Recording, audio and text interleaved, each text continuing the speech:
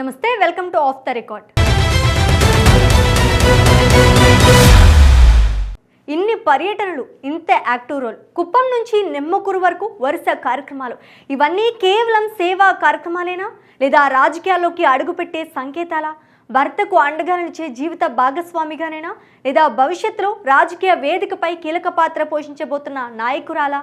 నారా భువనేశ్వరి రాజకీయాల్లోకి వస్తారా లేదా కుప్పం ప్రజలకు అండగా నిలిచే శక్తిగానే కొనసాగుతారా?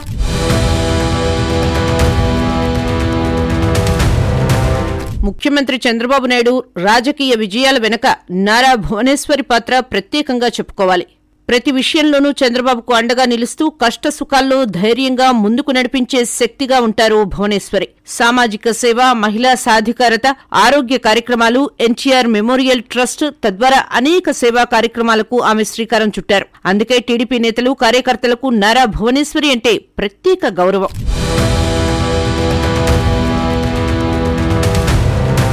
పుట్టినిల్లు, మెట్టినిల్లు రెండిటి పట్ల బాధ్యతగా వ్యవహరించడమే భువనేశ్వరి నైజం. ముఖ్యమంత్రిగా చంద్రబాబు బిజీగా ఉన్నప్పటికీ కుప్పం నియోజకవర్గంపై ప్రత్యేక దృష్టి పెడుతున్నారు. కుప్పంలో ఇంటి నిర్మాణం నుంచి అక్కడి పార్టీ కార్యకర్తలతో మమేకం అవడం వరకు అన్ని విషయాల్లో ముందుంటున్నారు. కుప్పం అభివృద్ధికి సంబంధించిన అంశాల్లో భువనేశ్వరి చురుకైన పాత్ర పోషిస్తున్నారు. 2024 ఎన్నికల సమయంలోనూ చంద్రబాబు గెలుపు కోసం భువనేశ్వరి దగ్గరుండి పనిచేశారు. మెట్టినిల్లు గౌరవాన్ని, భర్త రాజకీయ ప్రతిష్టను కాపాడటంలో ఆమె సిన్సియర్ ప్రయత్నం చేశారని టీడీపీ శ్రేణులు చెబుతుంటాయి.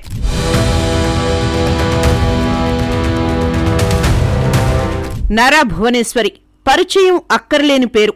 స్వర్గీయ నందమూరి తారక రామారావు కుమార్తెగా, చంద్రబాబు నాయుడు సతీమణిగా ఆమెకు ప్రత్యేక గుర్తింపు ఉంది.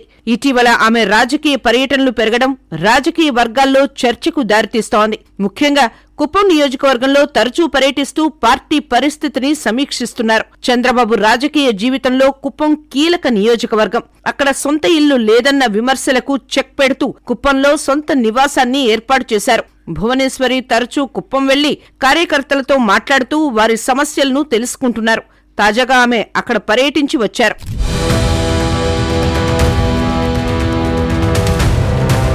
ఇక తాజాగా భువనేశ్వరి తన తండ్రి స్వగ్రామం నిమ్మకూరులో పర్యటించారు. కృష్ణా జిల్లా పామర్రు మండలంలోని ఈ గ్రామం స్వర్గీయ ఎన్టీఆర్ కు స్వస్థలం. గ్రామంలో పలు అభివృద్ధి పనులకు శ్రీకారం చుట్టారు. గ్రామస్తులతో మమేకమై వారితో ముచ్చటించారు. భువనేశ్వరి రాకతో నిమ్మకూరులో సందడి నెలకొంది.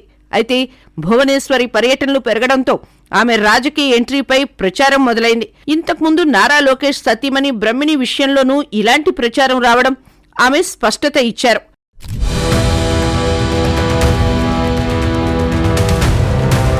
వైఎస్సార్ కాంగ్రెస్ ప్రభుత్వ హయాంలో చంద్రబాబు అరెస్టైన సమయంలో భువనేశ్వరి ధైర్యంగా ముందుకు వచ్చారు.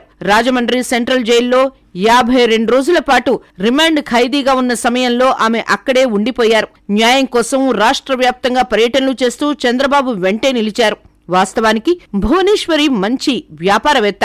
హెరిటేజ్ సంస్థల బాధ్యతలను ఏళ్లపాటు సమర్థవంతంగా నిర్వహించారు. బ్రహ్మిణి రావడంతో నిర్వహణ బాధ్యతలను ఆమెకు అప్పగించి ప్రస్తుతం మేనేజింగ్ డైరెక్టర్ హోదాలో కొనసాగుతున్నారు.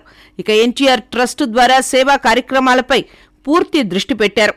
నిమ్మకూరులో అభివృద్ధి పనులు, కుప్పంలో పార్టీ సమన్వయం, సామాజిక సేవలు ఇవన్నీ చూస్తుంటే నారా భువనేశ్వరి రాజకీయాల్లోకి వస్తారా అనే చర్చ సహజమే. అయితే ఆమె రాజకీయాల్లోకి రాకపోయినా చంద్రబాబు ప్రాతినిధ్యం వహిస్తున్న కుప్పం ప్రజలకు ఎప్పుడూ అందుబాటులో ఉంటారన్నది టీడీపీ వర్గాల మాట.